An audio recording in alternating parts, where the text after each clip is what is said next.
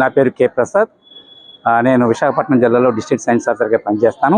ఈరోజు విశాఖపట్నంలో అన్ని యాజమాన్యాల పాఠశాలలో ఉన్నటువంటి విద్యార్థులకి కూడా జిల్లా స్థాయి ఇన్స్పైర్ మనక్ 2021-22 ప్రోగ్రామ్ని ఎస్ఎఫ్ఎస్ స్కూల్ గాజువాక్లో నిర్వహించడం జరుగుతుందండి. ఈ ప్రోగ్రాంకి విశాఖపట్నం జిల్లాలో ఉన్నటువంటి అన్ని యాజమాన్య పాఠశాలల విద్యార్థులు కూడా పార్టిసిపేట్ చేస్తున్నారు.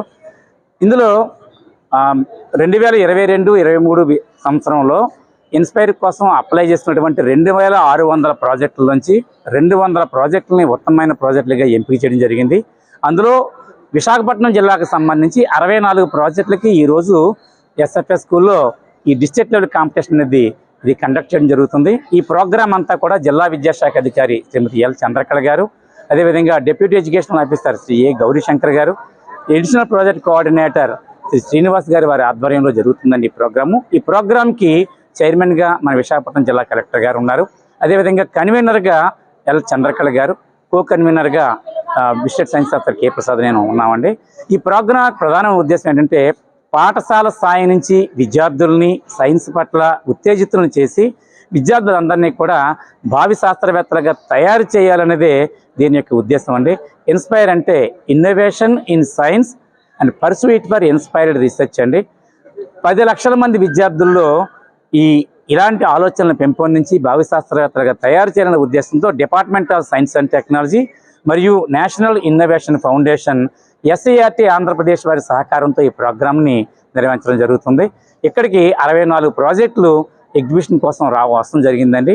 దీనికోసం విశాఖపట్నం జిల్లాలో అనేక మంది ఉపాధ్యాయులు, మండల విద్యాశాఖ అధికారులు, ప్రధానోపాధ్యాయులతోటి కమిటీస్ కూడా వేసి ఈ ప్రోగ్రామ్ని విజయవంతం చేయడం కోసం ఎంతగానో కృషి చేస్తున్నారు.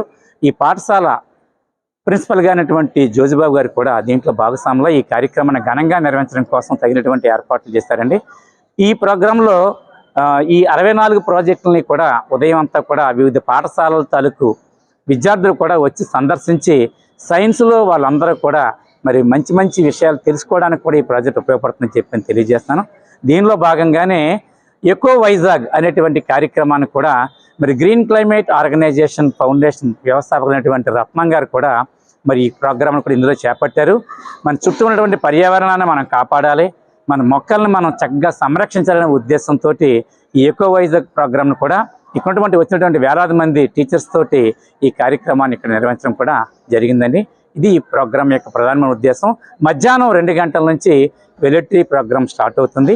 ఈ కార్యక్రమం అనంతరం ప్రైజ్ డిస్ట్రిబ్యూషన్ జరిగి ఎవరైతే విద్యార్థులు దీంట్లో సెలెక్ట్ అయ్యారో, ఇన్స్పైర్ ప్రోగ్రాంలో ఎంపికైన విద్యార్థులందరినీ కూడా చిత్తూరులో జరిగేటటువంటి రాష్ట్ర స్థాయి ప్రోగ్రాంలో పార్టిసిపేట్ చేయడం కోసం మరి పంపించడం జరుగుతుందని కూడా ఈ సందర్భంగా మీకు తెలియజేస్తాను.